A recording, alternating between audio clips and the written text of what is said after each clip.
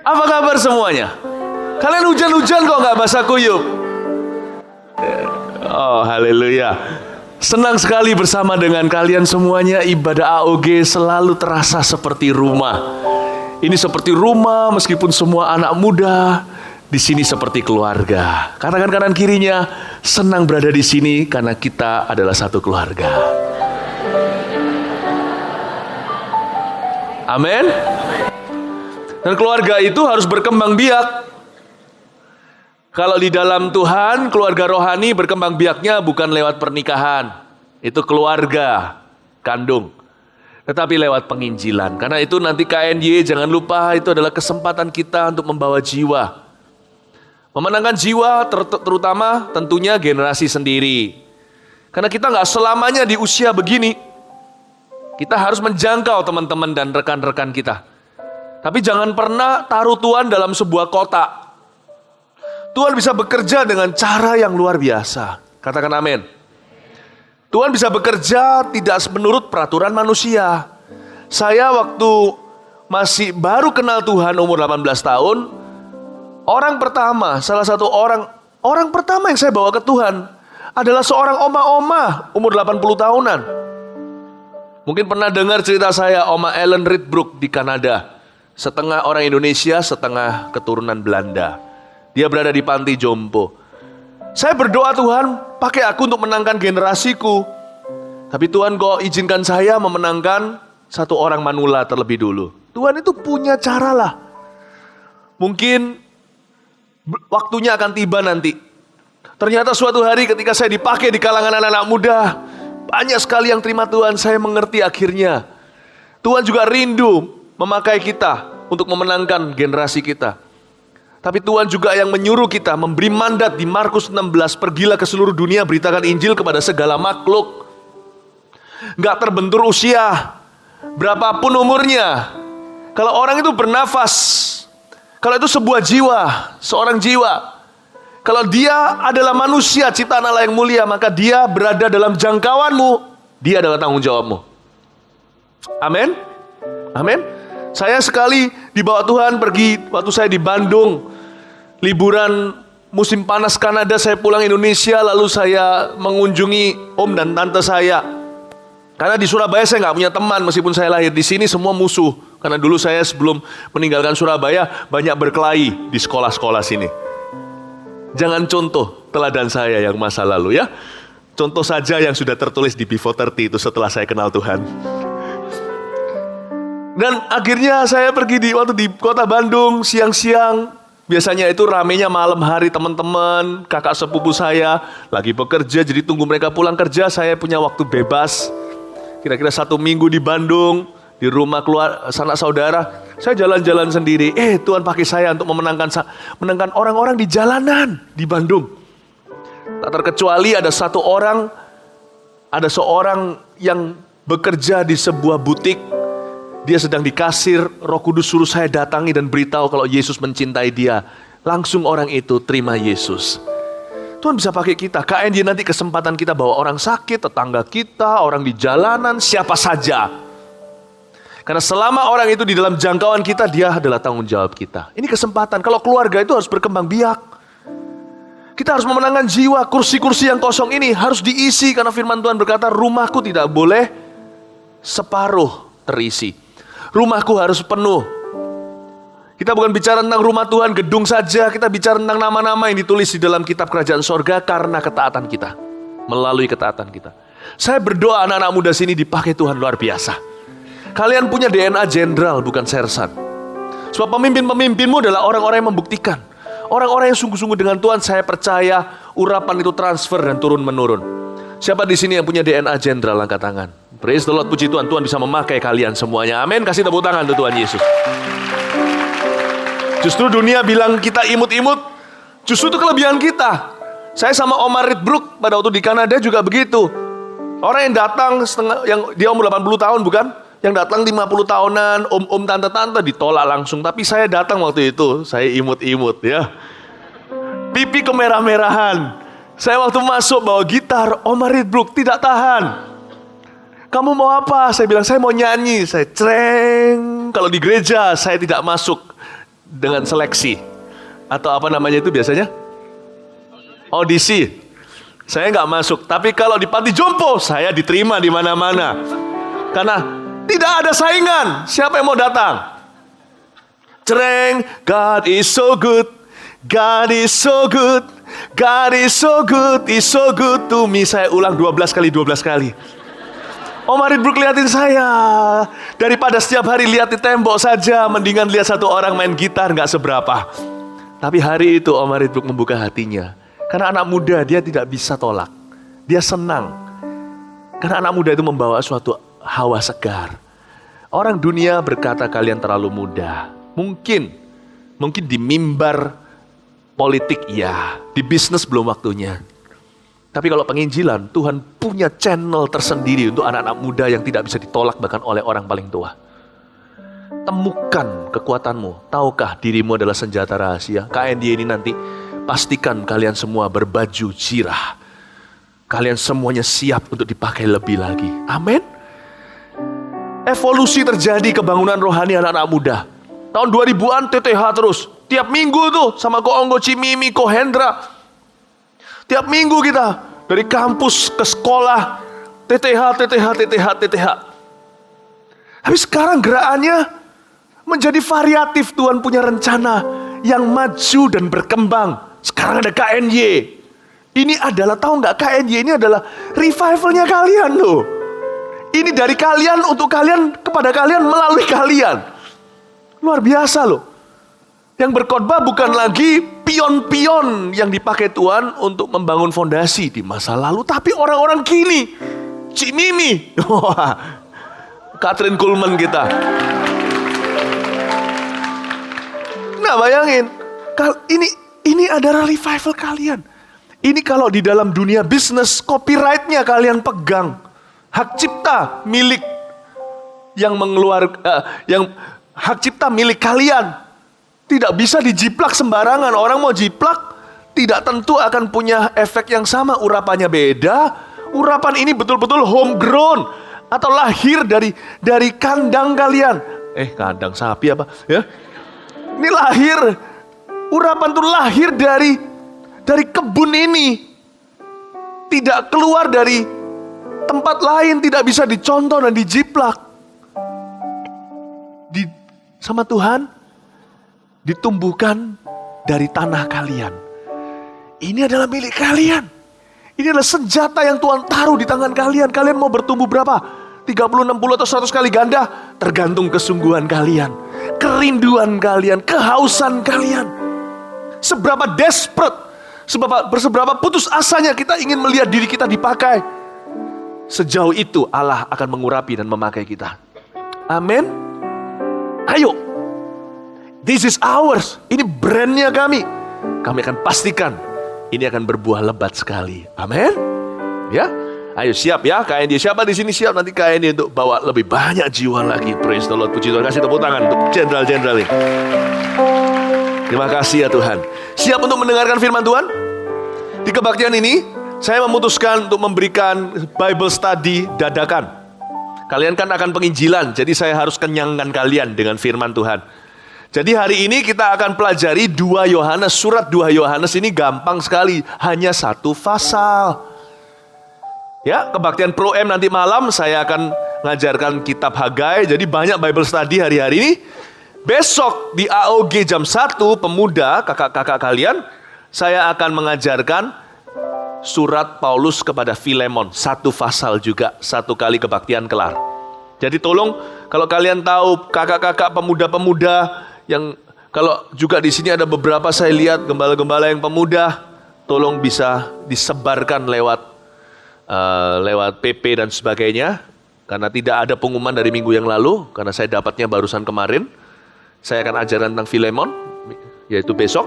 Judulnya menggunakan hak untuk kemuliaan Tuhan. Saya akan ajarkan gimana caranya kita memakai hak pribadi kita tidak sembarangan, tapi untuk kemuliaan Tuhan, dan menunjukkan bahwa orang yang bisa melakukan itu, orang seperti itu mirip dengan Tuhan Yesus Kristus.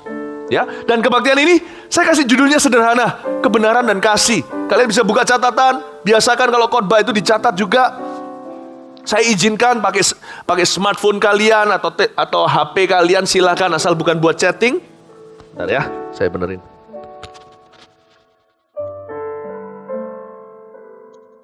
Asal bukan buat chatting, nggak apa-apa. Kalian buat catatan. Berikan judul kebenaran dan kasih. Mari kita buka sama-sama di 2 Yohanes. Andai kata kalian tidak biasa membuka Alkitab, gampang, 2 Yohanes itu setelah 1 Yohanes, sebelum 3 Yohanes.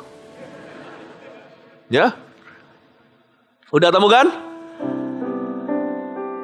Kusiapkan hatiku Tuhan untuk dengar firman-Mu saat ini.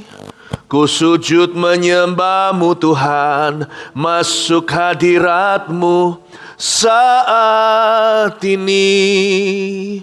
Curahkan urapan-Mu Tuhan bagi jemaat-Mu saat ini. Ku siapkan hatiku Tuhan untuk dengar firman-Mu. Firman-Mu Tuhan tiada berubah, dahulu, sekarang, selama-lamanya tiada berubah. Firman-Mu Tuhan penolong hidupku. Ku siapkan hatiku Tuhan untuk dengar firman-Mu. Hatiku haus, hatiku lapar, penuhi aku Tuhan. Firman-Mu Tuhan tiada berubah,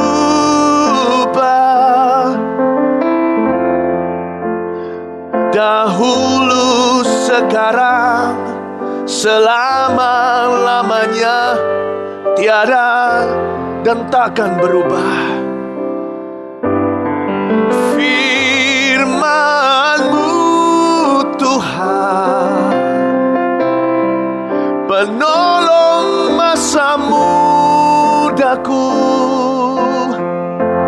Ku siapkan hatiku Tuhan untuk dengar firman-Mu. Ku siapkan hatiku Tuhan untuk dengar firman-Mu. Ku siapkan hatiku Tuhan untuk dengar suara-Mu. Tuhan Yesus, sembunyikan hamba di balik salib. Bicara sama anak-anak muda yang sangat tercinta ini. Buat mereka tumbuh dalam kebenaran dan kasih. Buat mereka bukan cuma bertumbuh tapi bertambah. Hanya Roh Allah yang bisa lakukan itu. Urapan-Mu Tuhan, aku haus sekali, aku lapar sekali. Sebagai pengkhotbah Tuhan, aku tak kalah haus dan lapar dari pendengar-pendengarku. Hari ini hamba haus sekali, hamba lapar. Buat hamba bertumbuh, buat kami semuanya bertumbuh. Terima kasih Tuhan. Haleluya. Amin. Mari kita buka surat Yohanes yang kedua. Hati saya haus, hati saya haus. Saya bukan pengkhotbah, saya seorang pemakan firman. Mari saya ajak kita untuk melihat sekarang dari ayat pertama. Dari penatua kepada ibu yang terpilih dan anak-anaknya yang benar-benar aku kasihi. Bukan aku saja yang mengasihi kamu, tapi juga semua orang yang telah mengenal kebenaran. Ayat pertama saya berikan latar belakangnya dari surat Yohanes yang kedua. Surat Yohanes ditulis oleh siapa? Ya Yohanes lah, katakan kanan kirinya. Suratnya Yohanes kok, ditulis sama siapa? Katakan kanan kirinya, ya Yohanes lah. Ditulis dari kota Efesus ketika Yohanes berumur sudah lebih dari 80 tahun. Lebih tepatnya, surat ini ditulis di tahun 90 sesudah Masehi. Jadi kalau Tuhan Yesus pada waktu umur 30 tahun, sesudah Masehi, yaitu Yesus umur 30 tahun sesudah kelahirannya, murid-murid mungkin umur 20 tahunan. Mereka masih muda belia. Yohanes itu didikan Tuhan dari sejak masa muda. Murid yang sangat dikasihi oleh Yesus. Dan dia sudah menjadi murid Tuhan dan jadi rasul lebih dari 60 tahun. Coba bayangin, ini orang kalau bicara ada bobotnya. Yohanes ini, saya kira dia semakin tua, dia semakin lupa dunia orang muda. Ternyata tidak. Dia punya beban kelihatan dari ayat ke-1. Kepada anak-anaknya yang benar-benar aku kasih, Yohanes ini sangat sayang sama anak muda. Karena dia paham dengan hati Bapa di Maleaki dikatakan selalu kembali kepada anak-anak. Tahukah dari Allah Tritunggal, Bapa, Putra, Roh Kudus, yang paling tua notabene di dalam pikiran kita adalah Allah Bapa, bukan? Yesus kan kita lihat umur 30-an. Tuhan Yesus itu gagah perkasa, memutarbalikkan pedagang-pedagang di bait Tuhan, bait Allah. Roh Kudus kan kelihatannya kayak sangar gitu, luar biasa gitu. Bapak itu kan duduk di kursi goyang, janggutnya putih, sudah tua keriput kali. Siapa bilang? Dari Allah Tritunggal mungkin, Bapak itu juga sangat keren sekali. Bapak itu, dia disebut Bapak karena sifatnya, bukan karena umurnya. Dia gak punya umur, berarti dia selalu muda. Tahu gak Bapak itu gak punya umur? Dia Alfa, dia Omega. Kelihatan sekali tercermin dari satu orang yang sangat dekat dengan Bapak Rasul Yohanes. Di Pulau Patmos pun sendirian terima pewahyuan. Semakin seseorang punya hati Bapak, semakin terbeban buat anak-anak muda. Semakin terbeban. Karena Bapak itu kalau saya bisa bayangin ya, Allah Bapa dari Allah Tritunggal itu, Bapak itu pasti keren gitu. Bapak itu pasti gaul gitu. Gak percaya, saya belum selama Yohanes kenal Bapak. Saya kenal Bapak, hati Bapak diberikan ke saya tahun 92. Berarti hari ini 22 tahun saya mengenalnya. Saya cuma 22 tahun jadi murid Tuhan. Namun demikian, setiap kali saya masuk hadiratnya, saya berkata, Bapak, Engkau sungguh baik. Bapak itu gaul sekali. Saya itu kalau masuk ke hadiratnya Bapak itu connect sekali. Gak seolah-olah ada beda generasi atau ada jarak gitu, jarak umur. Pernah gak kalian berbicara dengan om-om, tante-tante, rasanya kalian gak tahu mau ngomong apa, mereka juga. Bapak gak gitu. Bapak di sorga itu cool sekali, luar biasa. Sampai hari ini kalau saya masuk hadiratnya gak pernah kagok. Dia itu selalu mengerti isi hatiku. Dia bicara dalam bahasaku. Luar biasa nih Bapak. Saya mau beritahu dari ayat pertama langsung dari surat Yohanes ini. Yohanes mencerminkan hati Bapak itu. Dia sangat cinta anak muda. Namun demikian, kalau kita lihat sekarang, ibu yang terpilih di sini siapa ya? Dari penatua, Yohanes menyebut dirinya sendiri elder atau orang tua. Penatua di sini bukan posisi gereja majelis. Penatua di sini menunjukkan usianya. Gua ini sudah tua, dari engkong gitu lah ya, dari penatua kepada ibu yang terpilih, yang anak-anaknya benar-benar aku kasih. Lalu ibu terpilih ini siapa? Ada dua versi. Ya, saya ajak kita Bible study. Versi pertama adalah mungkin ada sebuah keluarga yang dekat sama Rasul Yohanes. Keluarga itu terdiri dari mama, mungkin sudah single parent, lalu dengan banyak anak-anaknya. Yohanes kan punya banyak anak-anak rohani. Tapi bisa juga dibaca begini. Kita baca surat Yohanes yang kedua, pasal pertama, langsung kita bisa melihat bahwa ibu terpilih bisa juga melambangkan sebuah gereja lokal, yaitu mempelai Kristus yang dilambangkan sebagai wanita. Andai kata ayat pertama Yohanes bukan menulis surat ini kepada seorang ibu, maka Yohanes menulis surat ini kepada mempelai Kristus, yaitu gereja yang isinya gereja kepada siapa Yohanes menuliskan suratnya ini adalah gereja yang dipenuhi dengan anak muda kayak AOG gini loh. Tidak sedikit juga di AOG ini kan gembalanya sebagian laki, sebagian juga adalah wanita, bukan? Tuhan juga pakai, tapi nggak tahu apakah ini Yohanes lagi tulis kepada salah satu pastor yang perempuan, atau dia lagi nulis kepada gereja Tuhan, tapi menyebut gereja itu ibu yang terpilih. mempelai Kristus zaman ini. Dan anak-anaknya yang benar-benar aku kasih, bicara tentang banyak anak muda di gereja itu. Luar biasa ya. Luar biasa. Jadi ngerti ya? Jadi saya kenapa tertarik untuk sampaikan ini di AOG? Karena ini adalah surat kepada anak muda. Surat yang ditujukan kepada ibu terpilih tentang anak-anak mereka. Surat yang ditujukan untuk menyatakan hati Bapak sama anak muda. Hati Bapak kayak apa ya untuk kita ya? Apa yang dia rindukan ya? Coba kita baca lebih lanjut, kita akan ngerti kerinduannya terbesar bagi kita di masa muda kita apa? Apalagi masih remaja. Oleh karena kebenaran yang tetap di dalam kita dan yang akan menyertai kita sampai selama-lamanya, kasih karunia, rahmat, dan damai sejahtera dari Allah Bapa dan dari Yesus Kristus, anak Bapa, akan menyertai kita dalam garis bawahi kebenaran dan kasih yang merupakan judul kita. Ini adalah kerinduan Bapa terdalam bagi kita anak-anak muda di masa muda kita yang masih belia, apalagi masih usia remaja, yaitu agar kita hidup di dalam kebenaran dan kasih. Itu saja. Bapak tidak menuntut lebih. Kalau kita bisa champion di dalam kebenaran dan kasih, kita siap diluncurkan di masa depan menjadi orang-orang yang handal di tangan Tuhan. Kebenaran dan kasih aja, tinju kanan kiri. Kebenaran kasih, kebenaran kasih, kebenaran kasih, kebenaran kasih. Wah, yang gini-gini mesti keonggo, jangan saya. Udah, kebenaran kasih, kebenaran kasih. Kalau kalian hidupnya cuma kanan kiri, kanan kiri, kanan kiri, kanan kiri, apapun yang kau lakukan akan berhasil. Siapapun yang kau tinju akan roboh. Tidak seorang pun, kata Tuhan kepada Yosua, orang muda pula, yang akan bersanggup berdiri menahanmu dan melawanmu. Siapapun yang bangkit terhadapmu, melawanmu, Yesaya 59, akan roboh di depanmu. Tidak ada seorang pun sanggup berdiri melawan engkau. Kebenaran kasih, kebenaran kasih, kebenaran kasih, kebenaran kasih. Udahlah, kita masih umur 14, 15, 16, 17, 18, 19 pun, kebenaran kasih, kebenaran kasih, kebenaran kasih, kebenaran kasih. Itu aja. Udah. Cuman apakah itu kebenaran dan kasih? Mari kita sekarang kan baca lebih lanjut agar kita lebih mengerti, ya. Tetaplah di dalam ajaran Kristus.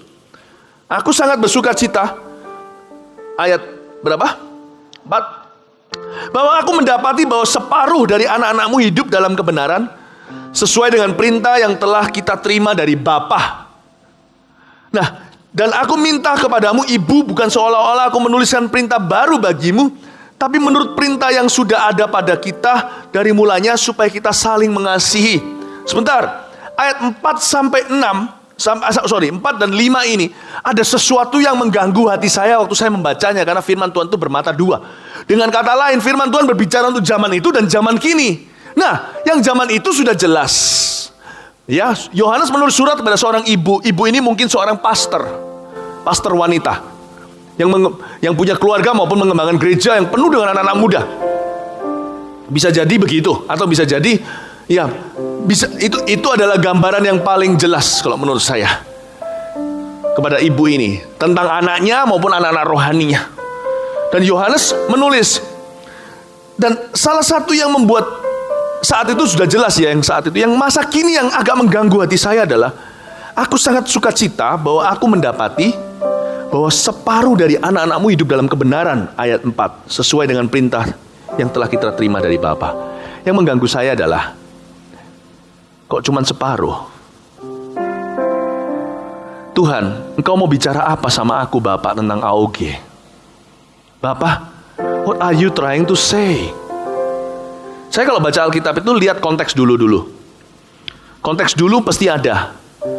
Jangan ngeroh, mendaratlah. Kita bisa belajar firman Tuhan dengan objektif sekali. Tapi yang untuk masa kini kita harus dengar-dengaran dengan suara Allah. Roh Kudus, Engkau mau bicara apa? Apakah memang hanya separuh dari orang AOG yang sekarang hadir ini, yang kalau di mikroskop ke dalam kerohanian mereka terdalam, hanya setengah yang hidupnya benar atau yang kuat rohani dan iman? Yang setengah lagi, sisanya belum siap untuk ditinggikan. Wow, memang Yohanes itu positif sekali orang ini. Orang ini luar biasa, sudah diubah sama Yesus Kristus, gurunya, Tuhannya. Dia kalau lihat gelas itu setengah, dia nggak lihat setengah kosong, tapi setengah terisi. Kalau kita mungkin sudah teriak-teriak, kenapa airku? Apalagi kalau kita yang manja, Mbak, kalau ada Mbak di rumah, kenapa airku cuman kok kosong, kok cuman setengah? Kok kosong setengah gelas? Tapi orang yang bersyukur berkata, terima kasih Mbak, airku setengah terisi. Silakan isi lagi ya Mbak sampai penuh. Yohanes itu tipe gitu. Thank you ya. Thank you ya. Yohanes itu gak pernah marah, makanya dia itu dulunya pemarah itu. Dia itu anak halilintar. Tuhan masuk aja gak dikasih visa. Dia mau minta supaya tempat itu dibakar sama Allah dengan halilintar. Makanya mereka berdua, Yohanes dan Yakobus, disebut anak-anak pemarah. Tapi sekarang beda dia. Kalau Yohanes isi bensin mobilnya, penuh ya Pak, Mas penuh ya, sampai separuh selesai. Loh, saya bilang tadi suruh penuhi kok cuma diisi separuh. Nah, itu orang yang suka marah. Dia enggak, dia pergi sama masnya, Mas, terima kasih ya sudah setengah terisi. Jangan dikosongi Mak, nanti masuk angin Mas, silakan isi lagi. Ini orang luar biasa, bahasanya itu bahasa cinta. Bahasa cinta itu enggak harus I love you, positif juga bahasa kasih. Kalau kalian melulu kita melihat kelemahan orang lain, orang seperti itu adalah orang yang membenci. Karena menjatuhkan semangat orang.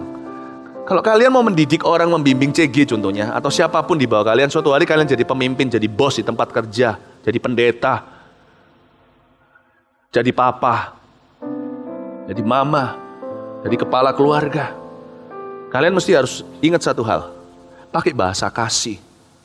Jangan bahasa yang kasar maupun melemah, menjatuhkan.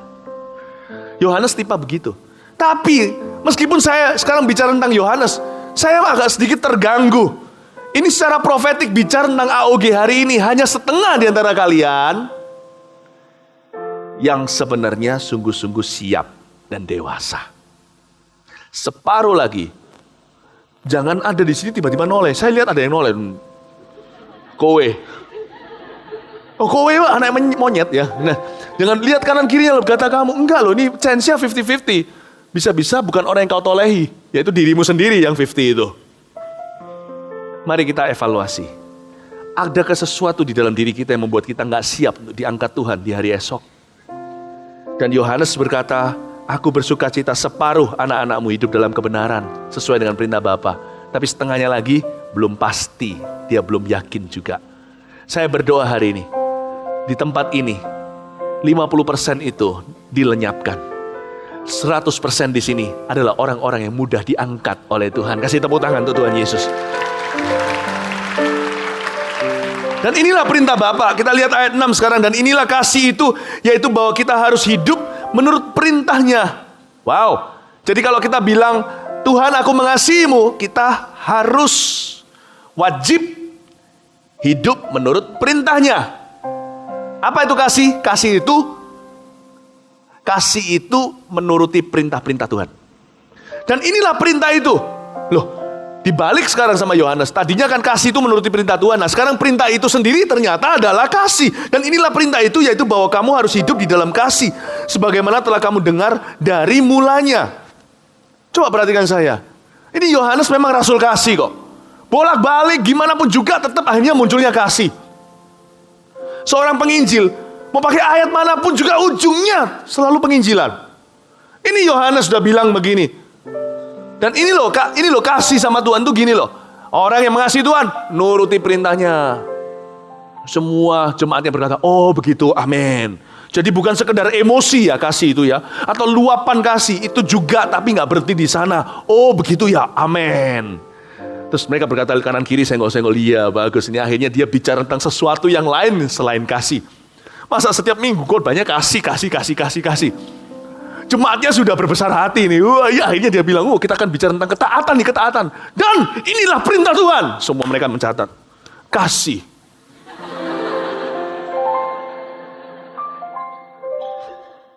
Makanya dia rasul kasih. Rasul kasih ini luar biasa. Rasul kasih ini panjang umur, yang lainnya mati dipenggal kayak ini, yang ini satu. Yohanes secara tradisi, tidak sejarah-sejarah, tidak ditulis di Alkitab, dia itu dihukum dengan cara dicemplungin, dimasukin ke air mendidih supaya dia langsung mati tubuh. Ya, kalau orang cemplungin matinya gimana ya? Kalau mati kepanasan, terbakar lah, istilah mati. Mati matang ya. Tapi ternyata ketika dia dicemplungin itu, dia malah berenang. Dan spa itu membuat dia jadi awet muda. Sejarah mengatakan dia keluar dan semua orang-orang yang menghukum dia itu tercengang. Karena dia jadi kulitnya jadi seperti anak muda. Inilah mujizat Allah. Dan itu terjadi, dia gak bisa digoreng, mau tahu kenapa? Itu air sudah mendidih seperti minyak yang dalam masakan, tapi tidak bisa membuat dia hangus maupun meninggal dunia, karena kasih itu adalah kuasa di dalam tubuh seseorang. Kalau orang itu hidup dalam kasih, dia gak cepat tua, dia gak cepat sakit, dia gak cepat mati. Ini luar biasa. Bukan karena itu dia urapannya, bayang-bayangnya menyembuhkan kayak Petrus atau sapu tangannya mengusir setan. Tapi dia hidup dalam kasih begitu kental. Ketika dicemplungin di mana-mana, kasih itu meremajakan. Gak ada yang bisa membunuh dia. Luar biasa gak? Sehingga sejarah mengatakan Yohanes itu yang hidupnya paling tua, dibuang di Patmos. Ketika dia akhirnya yang buang dia satu-satu meninggal dunia. Kenapa kok Yohanes keluar dari Patmos? Ayo. Karena satu-satu yang buang dia masuk, mati satu persatu. Mati sakit kek, mati kanker kek, mati stres kek, bunuh diri kek, tabrakan, malang, keapesan. Udah, Yohanes hidup sendirian. Pada waktu administrasi baru pemerintah itu, mereka bertanya, kita harus cut budget kita. Bagaimana kita cut budget kita? Ya coba pastikan, coba lihat kembali orang-orang tahanan yang sudah gak perlu ditahan, keluarin dong, kita yang beri makan. Lalu mereka cek, yang ini jangan keluar, ini pembunuh, yang ini jangan, ini pembangkang, yang ini membuat huru hara. Yang ini siapa? Ini kenapa ada orang tua di Patmos terus pelihara di sana? Ngapain terus dijagain? Udah keluarin dia. Karena administrasi baru tidak kenal dia, keluar dia. Dan dia jadi pendetanya Efesus loh. Gereja Efesus itu yang dirintis Paulus, dilanjutin Timotius, Yohanes yang mengembalakan. Ini tulisnya dari Efesus. Gila gak orang ini? Umur 80 tahun masih, tek gitu.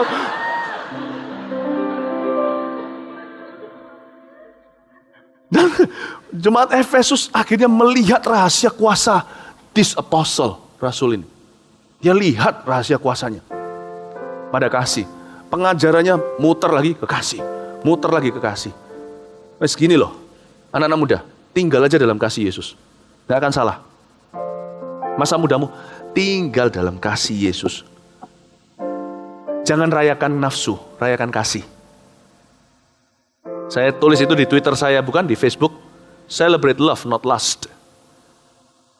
Di dunia ini banyak yang disebut sebagai lagu kasih, lagu cinta, atau love songs. They are actually lust songs. Mereka sebenarnya adalah lagu nafsu. I'll make love to you just the way you want me to. Kedengarannya kayak ngalah gitu loh. Nggak ngerti ya sudah. Make love itu artinya berhubungan seks. Aku mau berhubungan seks dengan kamu dengan caramu yang kau mau. Kedengarannya kayak ngalah, nih pria luar biasa mengalah luar biasa. Bukan, itu manipulasi. Jangan mau percaya. Coklat dan bunga yang diberikan kepadamu kalau ujungnya ada udang busuk di balik batu. Yaitu supaya kamu mau dicium. Supaya kamu mau dipegang. Yang kayak begitu bukan kasih. Yang gitu namanya nafsu. Coklat gak seberapa dengan apa yang dia dapat. Tapi setelah dia dapat manis, setelah terima sepah dibuang. Coklat sudah hilang masuk ke perutmu, bukan cuma jadi gemuk. Engkau jadi tidak diinginkan. Kau ditinggal seperti yatim piatu, tidak berguna. Jangan mau bodoh anak muda. Live in the love of Jesus. Tinggal dalam kasih Yesus. Nilaimu terlalu berharga untuk jadi buangan. Amin. Hidup dalam kasih. Kalau di dalam masa muda itu cuma kasih dan kebenaran, kasih dan kebenaran. Lalu kasih itu apa definisinya? Kalau kalian bingung, selalu ada ayat emas. Kalau kalian bingung itu ayat emas yang ada di dalam 1 Korintus 13, jangan pernah jauh dari pandangan kalian. Kasih itu sabar, kasih itu ini, kasih ini, kasih ini. Dihafal, apalagi kalau masih muda, harus hafal 1 Korintus 13. Supaya kita jadi cermin. Kita itu bawa cermin kemana-mana. Kayak wanita gitu loh, selalu kemana-mana buka, buka.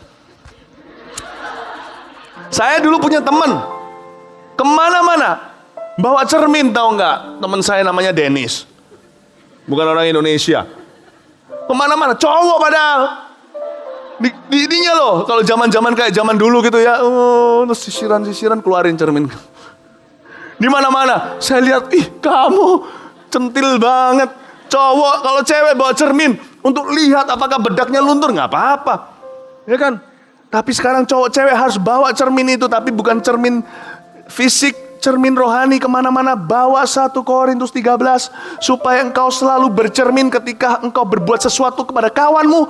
Cerminlah dengan 1 Korintus 13 dulu. Sebelum apa yang dilakukan kawanmu kepadamu itu engkau terjemahkan sebagai kasih. Coba cek dulu definisinya sesuai dengan firman Allah atau tidak. Kasih pasti lemah lembut. Kalau susah menghafalnya, hafal lagu. Kasih pasti memaafkan. Kasih pasti murah hati. Kasih-Mu Tuhan. Ajarilah kami ini saling mengasihi.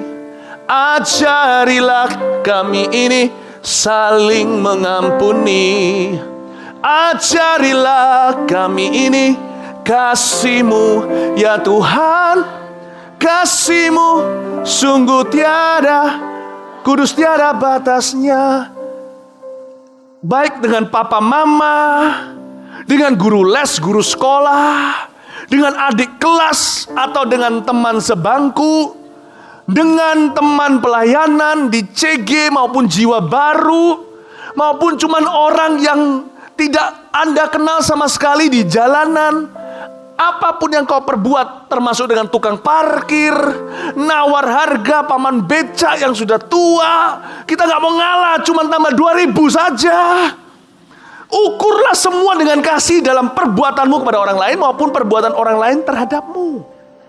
Kasih itu setia, kasih lemah lembut, kasih murah hati, kasih tidaklah sombong, kasih tidak cemburu, kasih itu panjang sabar, kasih itu setia, kasih lemah lembut, kasih murah hati, kasih tidaklah sombong, kasih tidak cemburu, kasih itu panjang sabar. Kalau lagu kasih gini, saya hafal banyak. Karena untuk saya menghafal 1 Korintus 13, gitu aja satu list, susah kadang-kadang. Karena kita perlu pancingan untuk bisa kasih itu sabar, apa-apa itu setelah apa, itu kan kita bingung. Buah roh aja, kasih damai sejahtera sukacita, kita gimana dulu kadang-kadang acaknya aja nggak bisa teratur. Kalau kita nggak bisa teratur hafalnya, biasanya lupa sama sekali nantinya. Jadi saya hafal lewat lagu, saya banyak kasih gini, lagu saya hafal semuanya. Bahkan saya sudah nggak tahu penulisnya lagunya, albumnya mana, kayak yang saya nyanyikan tadi, kalian nggak tahu kan, keyboard tadi yang sebelah sana nggak bisa ngikuti kan, nggak tahu. Kenapa saya hafali? Saya hafal versi ini, versi itu dan versi ini. Supaya semua kalau dijadiin satu, mendekati 1 Korintus 13 yang susah hafalkan itu. Supaya saya kemanapun juga, lagu-lagu seperti itu nempel di sini saya, sejak saya umur 18 tahun, ketika saya kenal Yesus pertama kali. Kemanapun saya pergi, saya tolak ukur saya adalah kasih itu. Masa mudaku diisi dengan kasih dan kebenaran. Itu saja modal yang kupunya. Papa mama bisa kasih uang, bisa kasih rumah atau tidak, nggak apa-apa. Saya bisa lanjut pendidikan sejauh apa, sekuatnya. Tapi modalku cuma satu, masuk ke masa depan. Kasih dan kebenaran, aku punya itu. Aku pasti akan dipakai Tuhan luar biasa. Amin. Amin. Ya gitulah. Nah sekarang kita mulai masuk ke kebenaran. Saya dong. Kalian diberkati Tuhan? Ya. Ayat 7. Sebab banyak penyesat telah muncul dan pergi ke seluruh dunia. Nah ternyata kasih saja nggak cukup. Kita harus tahu kebenaran. Yang ini ya, saya ulang lagi. Sebab banyak penyesat telah muncul dan pergi ke seluruh dunia. Yang tidak mengaku bahwa Yesus Kristus telah datang sebagai manusia. Itu adalah si penyesat dan antikristus. Perhatikan saya. Itu si penyesat dan antikristus. Hati-hati. Kasih saja nggak cukup. Karena kasih juga bisa dipalsu. Ketika politikus sudah mau ada pemilihan, caleg, presiden dan sebagainya, mereka banyak di antara mereka, saya tidak hakimi yang mana yang asli, yang mana palsu, hanya Tuhan yang tahu. Tiba-tiba jadi baik dan mengasihi masyarakat. Karena pencitraan diri.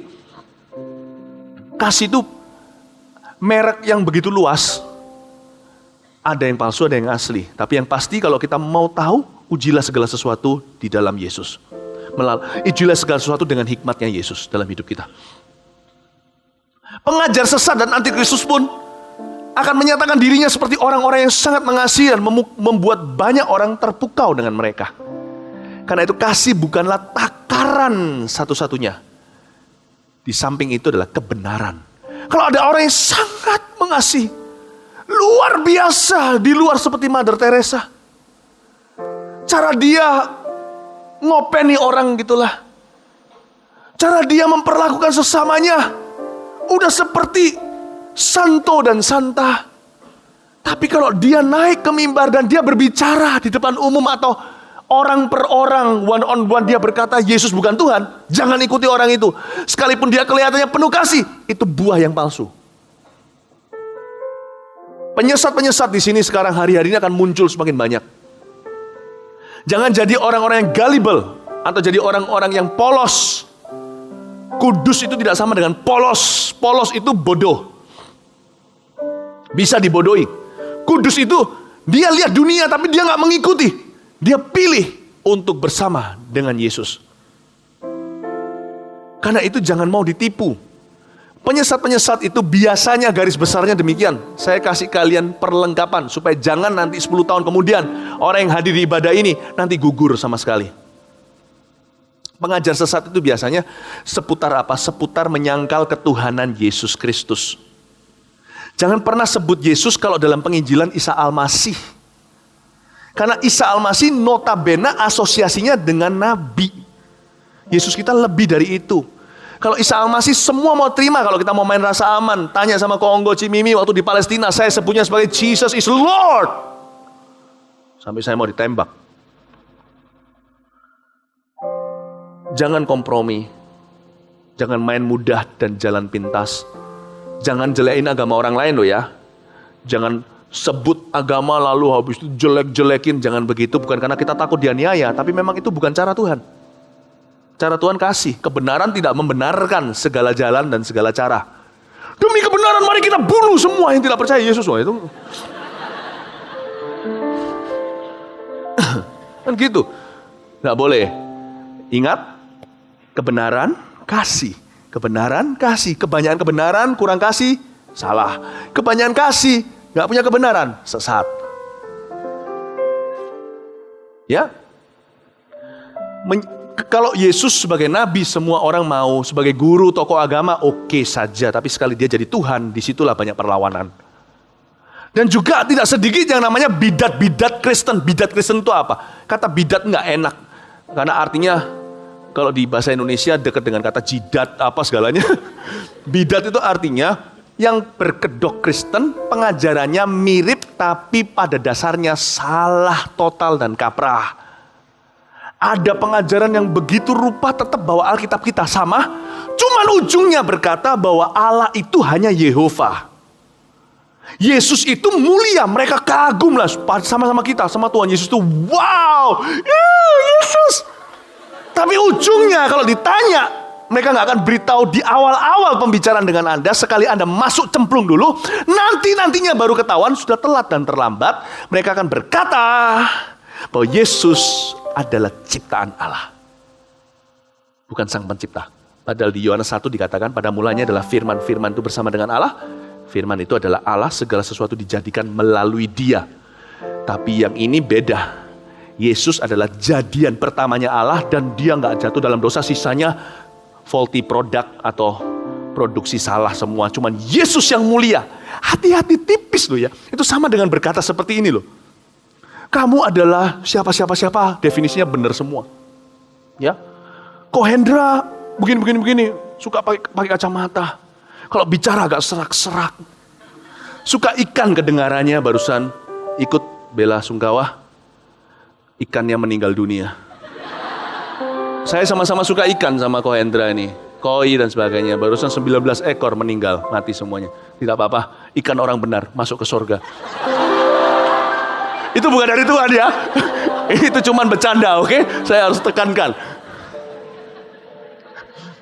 Nah, sama. Tentang Kohendra definisinya betul semua. Istrinya siapa, anaknya siapa, bla bla bla semua. Cuman terakhirnya kita berkata sesuatu yang sifatnya sifat atau karakter dasar. Tapi Kohendra itu bukan manusia.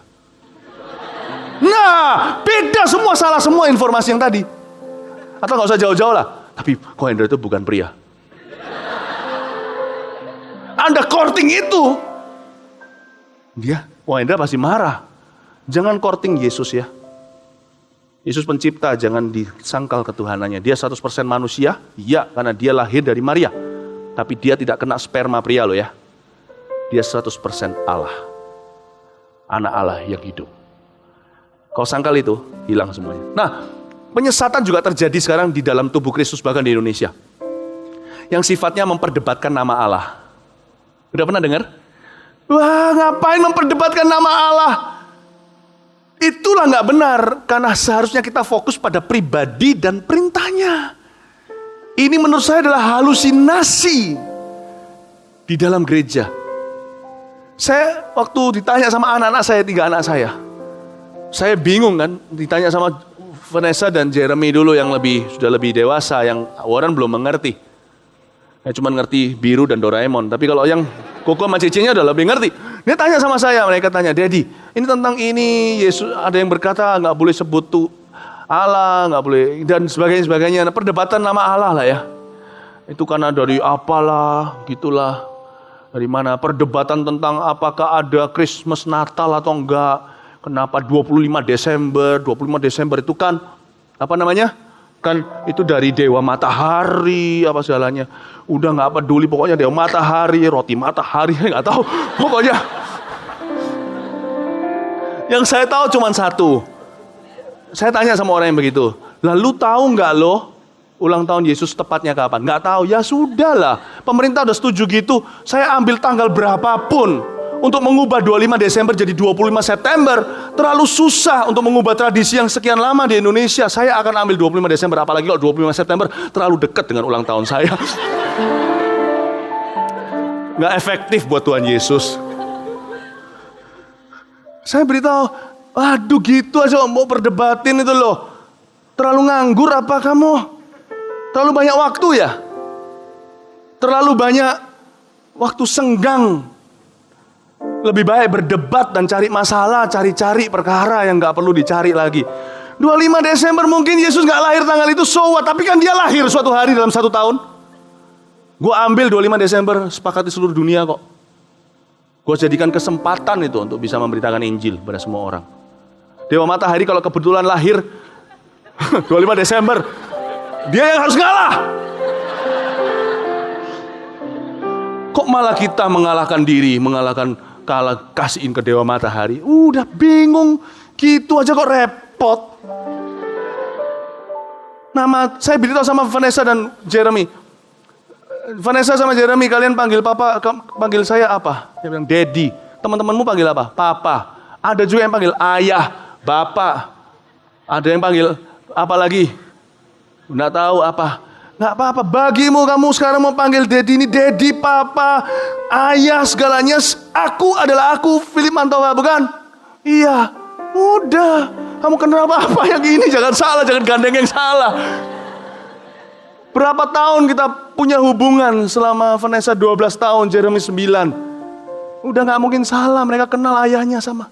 Saya tiba-tiba sebut Yesus dari dulu Tuhan. Ya Allah, aku tiba-tiba ada pengajar berkata jangan disebut begitu. Dari dulu yang ku gandeng 22 tahun ini ya Yesus itu. Selama ini ku sebut begitu, jangan ubah aku. Ya, mau dipanggil apa itu terserah aku. Jangan ribut melulu. Itu membuat kacau pikiran kita. Sehingga kita tidak efektif dalam pekerjaan Allah. Hati-hati loh. Anak-anak muda biasanya kalau tidak hati-hati, tidak terlatih. Saya ngomong begini ini penting sekali karena Yohanes sangat peduli dengan gereja ini.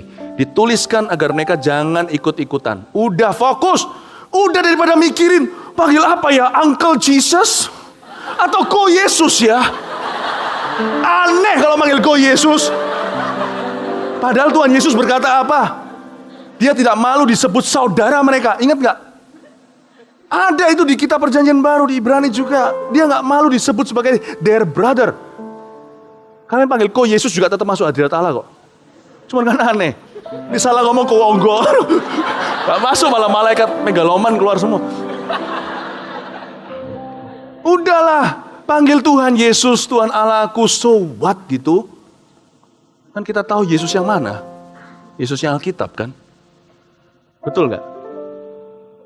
Bukan Yesus orang Spanyol penyanyi di band itu kan?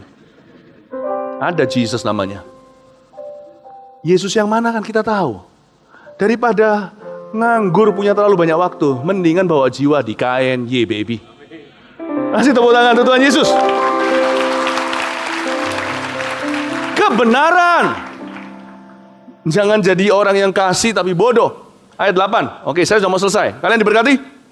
Waspadalah ya, waspadalah ayat 8. Supaya kamu jangan kehilangan apa yang telah kami kerjakan itu, tapi supaya kamu mendapat upahmu sepenuhnya. Artinya jangan sampai kecolongan.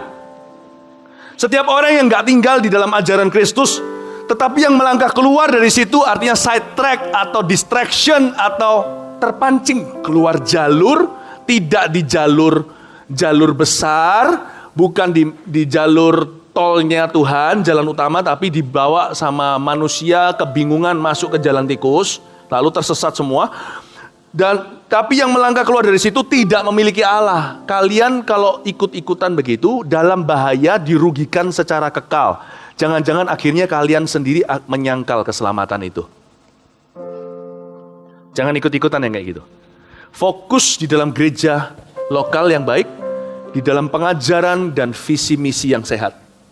Tumbuh terus, jangan mau diganggu. Bertumbuh terus, masuk ke dalam masa-masa umur 20-an, 30-an, 40-an, menua bersama dengan Allah. Dan semakin tua, semakin muda seperti Bapa di sorga. Amin, Bapak, Ibu, Saudara. Karena kalau kalian melangkah keluar dari situ, kalian gak akan memiliki Allah. Barang siapa tinggal di dalam ajaran itu, ia memiliki Bapa maupun anak. Lihat ayat 10, saya berikan aplikasinya. Jikalau seorang datang kepadamu dan ia tidak membawa ajaran ini, janganlah kamu menerima dia di dalam rumahmu. Dan janganlah memberi salam kepadanya. Sebab barang siapa memberi salam kepadanya, ia mendapat bagian dalam perbuatan yang jahat. Perhatikan ayat 10 dan 11 saya mau jelaskan. Pertama-tama kalau ada orang yang mengajarkan sesat, jangan terima di dalam rumah. Itu juga bicara tentang rumah kalian. Waktu saya tinggal di Kanada, sekolah Alkitab, saya diajar dengan sangat-sangat intensif pengajaran-pengajaran sesat. Jadi saya bersyukur saya punya Tuhan mengizinkan saya masuk di sekolah Alkitab yang baik saat itu, untuk saya bisa mendapatkan pelatihan yang cukup untuk menghadapi pengajar-pengajar sesat. Jadi edukasi itu penting sekali. Karena itu jangan berkata urapan lalu habis itu kalian keluar dari sekolah. Sekolah pun bisa menjadi saluran Tuhan melatihmu, karena semua pengetahuan milik Tuhan. Betul? Nah, suatu hari rumah saya didatangin sama beberapa saksi-saksi bidat-bidat Kristen tersebut. Dan di dalam rumah saya tinggal Koko, adik saya, dan juga teman-teman kami yang ngekos di sana karena kamar kami ada banyak. Didatangin terus. Akhirnya saya dapat hikmat Tuhan waktu saya baca ayat ini. Jangan persilakan mereka ke rumahmu. Mereka pasti akan targetkan rumahmu, tapi jangan persilakan masuk. Jangan sok-sokan gua mau debat. Saya beritahu sama Koko, adik saya, sama teman-teman, jangan terima. Ada bagian kita, ada yang bukan bagian kita. Ini bukan bagian kita. Bagian kita hanya teman-teman kita. Segalanya bukan kita takut berdebat dengan mereka. Buat apa? Karena Tuhan kita nggak akan memenangkan jiwa mereka lewat memenangkan perdebatan. Udah pasti. Saya beritahu jangan dimasukin rumah, tapi rumah saya dibeli terus, ting dong, ting dong, ting dong, ting dong, setiap hari, ting dong, ting dong. Akhirnya saya berkata sama Tuhan, izinkan aku sekali ini aja jadi Wong Fei Hung. Saya ingat loh ya, saya dapat pelatihan satu khusus 3 bulan menyelidiki satu persatu tentang kelompok bidat-bidat Kristen itu satu-satu. Saya bahkan pergi ke tempat ibadah mereka untuk survei dan melihat. Karena di sana negara bebas, nggak apa-apa. Oke? Saya temui, buka pintu. Saya bicara, berdebat, saya menang. Setelah menang, saya kira dilepaskan. Dia datang bawa temannya. Lebih tua. Semakin menang, tambah tua. Saya bilang, jangan-jangan nanti yang dibawa terakhir adalah orang yang sudah mati. Tapi saya debatin. Ternyata loh buktinya, saya menang terus. Dan mereka yang nggak ada yang bertobat. Tapi saya temui supaya mereka kapok datang ke rumah saya. Karena di rumah saya ada banyak jiwa yang berharga, termasuk saudara saya sendiri. Saya tidak mau akhirnya mereka akan distracted atau dibawa keluar dari jalur kalau mereka tidak kuat iman. Saya harus hadapi mereka. Ya, tapi ini juga bicara di dalam setting CG kita. Kalau di CG ada orang yang membawa pengajaran yang aneh. Atau minimal ada orang yang bukan pengajar sesat, tapi suka cari perhatian. Kalian jadi ketua CG, harus tegas, jangan izinkan orang gitu mendominasi atau jadi dominan di CG-mu. Terus dia bicara, wah gini saya lihat penglihatan. Tiba-tiba suatu saya menoleh ke sebelah sana, di sana ada genderuwo yang lihat saya. Lalu saya berdiam begitu, tiba-tiba saya melihat malaikat itu berupa Yesus. Anda lihat ujungnya ini bukan ketertiban. Loh, saya nggak bicara tentang saya menolak, saya ngerti karunia loh, jangan salah ngerti loh. Saya juga mengalir di dalam roh. Tapi roh itu juga tertib loh, nggak ngawur loh. Mau kuasa, loh ayo. Saya nggak akan takut dengan tantangan begitu, loh ayo. Ayo ah. Saya bukan mau sombongan diri. Mau adu kuasa kita nggak kalah. Mau adu pewahyuan, lo ayo. Tapi bukan begini caranya. Ketika orang itu begitu, Anda mesti harus begini. Oke, cara gampang ya. Oke teman-teman semua, waktu dia mungkin kalau kita salah gitu kan nggak enak. Kadang-kadang kita orang timur, orang Indonesia kan sungkan. Tapi kalau kita sungkan terus, kita nggak tanggung jawab di hadapan Allah. Lalu dia ngomong 1,5 jam. Minggu depan CG kita di korting tinggal setengah. Semua orang nggak mau datang, ketakutan. Lalu kalau seperti itu, cara terbaik adalah ketika dia ngomong sesuatu yang kelihatannya apa gitu menarik, lalu beritahu sama teman-teman semua, wah oke, kita doa ya supaya dia maju ya, beri tepuk tangan. Udah, tepuk tangan ya, gitu, selesai. Oke, kita kembali lagi, kita baca, ambil alih. Amin. Aku tuh loh gini, kepanjangan. Loh siapa ketua CG-nya? Mungkin orang-orang gini. Masalahnya gini, orang-orang gini itu biasanya adalah tipe personality, kepribadian yang lebih dominan. Sedangkan kita ini kan orang-orang yang dikatrol dalam pelayanan. Kita itu kan pemalu kayak Timotius. Ya, terus habis itu, ayolah kamu bisa. Cici kukunya berkata secara rohani, berkata, ayo kamu pasti bisa. Oke C, oke kok bisa. Tiba-tiba, boom, dapat orang yang dominan.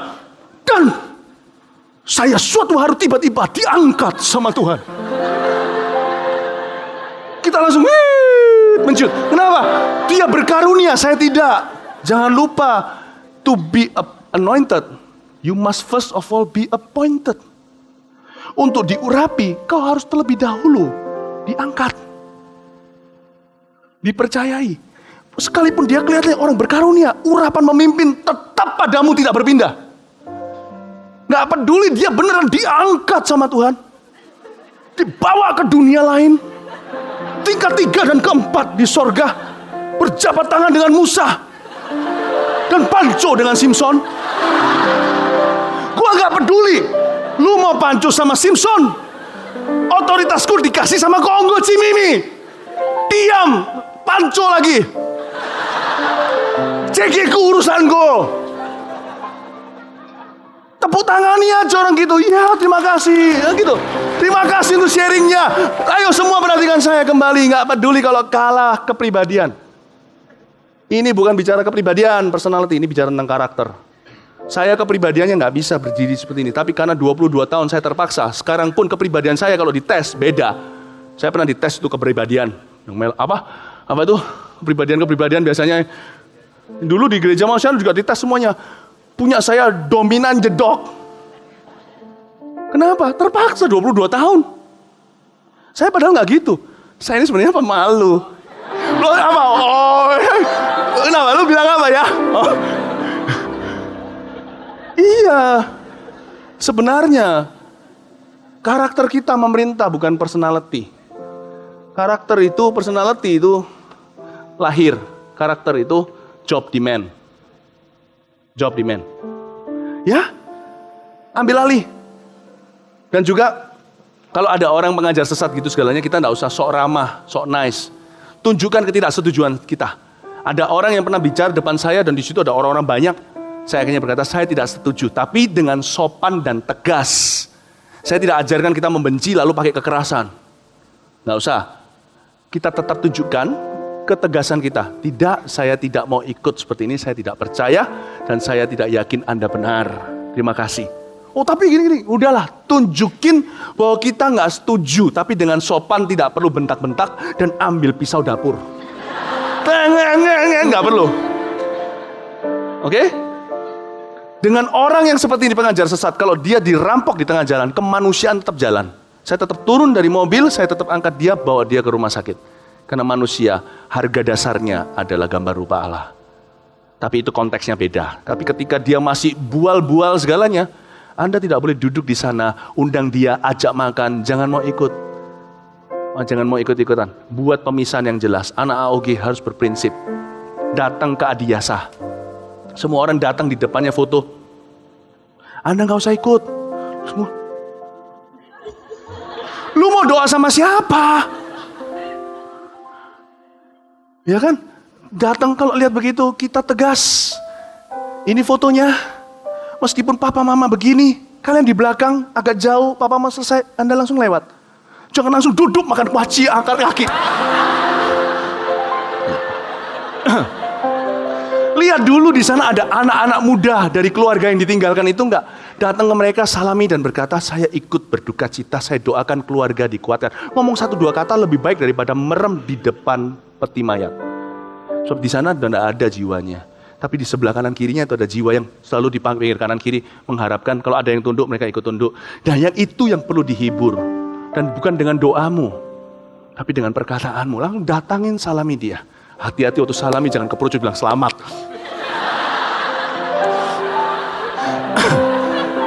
Kadang-kadang kita bisa latah, salah tingkah, ya kan? Ya? Oke? Jelas. Oh, haleluya. Anda belajar banyak? Kalian belajar banyak ya, puji Tuhan. Penutup. Wah, ini sudah ke ayat penutup, tulisannya penutup. Ayo semuanya bilang, oh jangan dong. Kok nggak meyakinkan gitu ya? Oke, ayat 12. Sungguh pun banyak yang harus kutulis kepadamu, kata Yohanes. Aku tidak mau melakukannya dengan kertas dan tinta. Tetapi aku berharap datang sendiri kepadamu dan berbicara berhadapan muka dengan kamu. Supaya sempurnalah sukacita kita. Salam kepada kamu dari anak-anak saudaramu yang terpilih. Ini luar biasa loh ya penutupan ini. Di ayat 12, Yohanes berkata, aku suratnya sampai sini. Aku tidak mau bicara lebih lanjut lagi karena aku kepingin datang sendiri.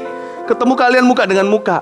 Yohanes kepingin untuk pelayanan itu dijalankan bukan lewat surat, tapi lewat kekeluargaan. Di dalam keluarga AOG ini terjadi pelayanan Allah lewat individu-individu yang taat seperti Yohanes. Di situ impartasi terjadi, di situ urapan dicurahkan. Dan saya berdoa lewat apa yang saya sampaikan ini, pengembangan dari surat Yohanes dalam penjelasan menambah urapanmu di dalam kasih dan kebenaran. Sehingga jemaat AOG semakin bertumbuh dan semakin bertambah mengisi semua kursi-kursi yang kosong untuk kemuliaan Tuhan. Kita siap dipakai Tuhan? Yang siap pakai Tuhan katakan amin. Beri tepuk tangan untuk Tuhan Yesus. Mari kita semua bangkit berdiri. Kaulah segalanya.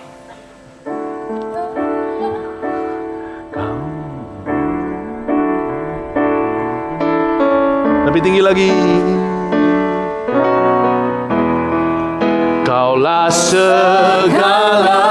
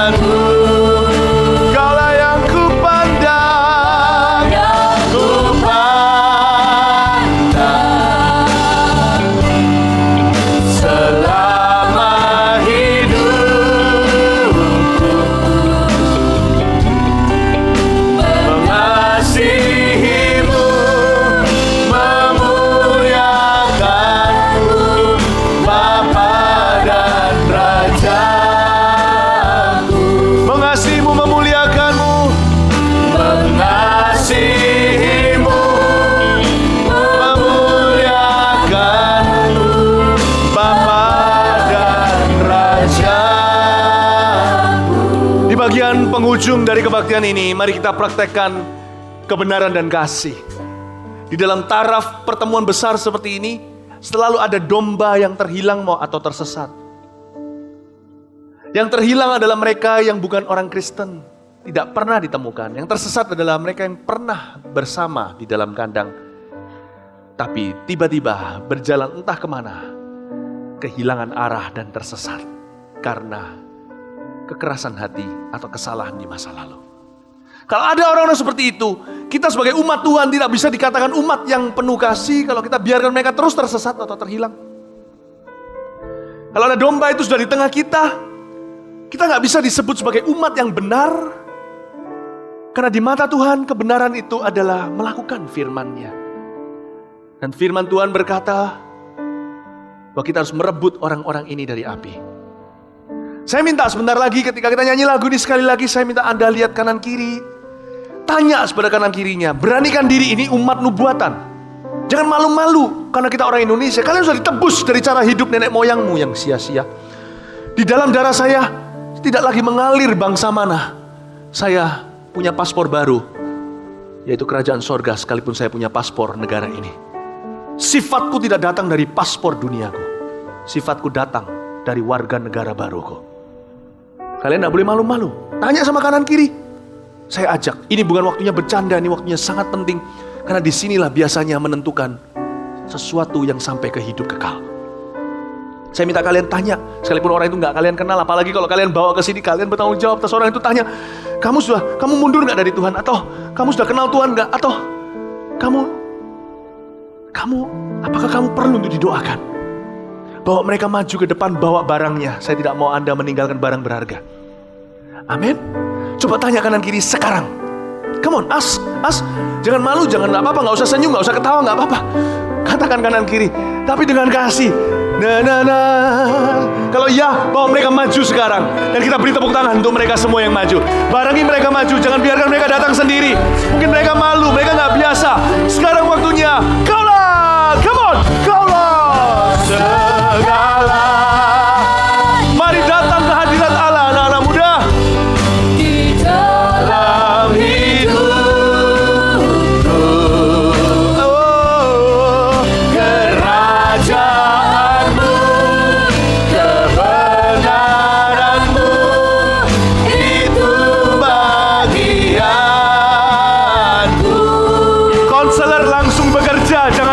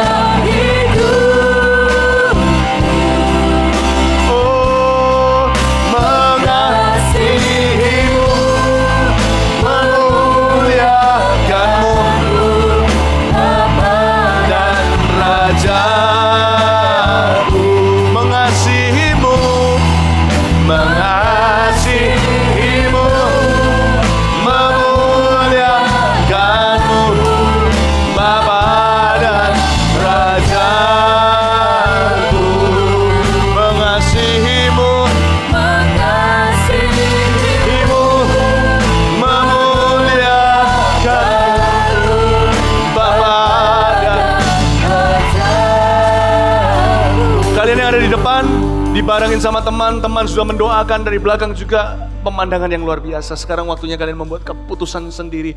Letakkan tangan di dadamu dan katakan dengan saya, Tuhan Yesus, Engkaulah Bapa dan Rajaku. Katakan begitu. Semua jemaat yang lain ikuti, kita dukung mereka. Kita harus punya roh yang kompak di AOG. Ketika terima Tuhan gini adalah bagian paling penting untuk kita semuanya sepakat. Katakan, Tuhan Yesus, Engkaulah Bapa dan Rajaku. Tuhan Yesus, Engkaulah Bapa dan Rajaku. Bawa aku dekat. Bawa aku dekat. Kuserahkan masa mudaku di kakiku. Kuserahkan masa mudaku. Tuhan, tolong aku untuk mengenalmu sungguh-sungguh. Tuhan, tolong aku untuk mengenalmu. Ubah hidupku. Ubah hidupku. Jalur hidupku. Jalur dan masa depanku. dan masa depan. Yesus, Yesus, bertatalah di hatiku. bertatalah di hati. Jadilah Tuhan dan Raja selama-lamanya. Jadilah Tuhan. Mulai hari ini aku mengaku Mulai hari ini dosaku sudah keampuni selama-lamanya. Aku milikmu aku milikmu. dari sekarang sampai seterusnya. Dari sekarang sampai Pakai hidupku Tuhan. Engkau adalah Allah yang sudah bangkit. Allah yang sudah Engkau hidup. Kau hidup. Engkau hidup di dalamku. Kau hidup di Bukan dalam. aku lagi yang hidup, Bukan aku lagi yang tapi Engkau yang hidup dalamku. Tapi Engkau yang Di dalam nama Yesus, dalam nama aku mau taat. Aku mau taat. Beriku kuasa menjadi anak taat. Di dalam nama Yesus. Dalam nama Katakan sekali lagi, dalam nama Yesus. dalam nama Yesus. Dalam nama Yesus. Dalam nama Yesus. Amin. Beri tepuk tangan bagi mereka. Kalian tetap di sini. Lihat, kalau kalian belum dibaptis, kebenaran firman Tuhan berkata, setiap orang yang percaya hendaknya memberi diri dibaptis, itu adalah perintah Yesus. Kalau kalian mau tergerak, Roh Kudus menggerakkanmu sekarang, jangan malu, jangan ragu. Di sana ada tulisan baptisan, bukan? Nanti kalian ikut itu aja. Kalian ke bawah, kalian bisa dibaptis. Dan sudah disediakan pakaian segala, supaya kalian pulang dalam keadaan kering. Baptisan atau iman adalah antara kamu dengan Tuhan. Jadi jangan pernah khawatir, keputusan ini yang kau buat sendiri. Karena memang ini antara Tuhan dan dirimu. Kalau kalian yang belum dibaptis, ada di sini yang belum dibaptis, atau waktu kecilnya cuman baptis ikut-ikutan, belum pernah sungguh-sungguh karena baptisan pertobatan, bisa nggak? Dengan cepat aja angkat tangan, saya mau lihat. Iya, ada nggak? Ada. Ya ini ada lagi, ada masih banyak. Nanti bisa ikut ke sana. Kalian sudah bawa barang pribadi bukan? Dengan konselor langsung nanti turun dari situ. Sementara yang lain tunggu dulu biar mereka turun terlebih dahulu. Amin. Kasih tepuk tangan untuk Tuhan Yesus.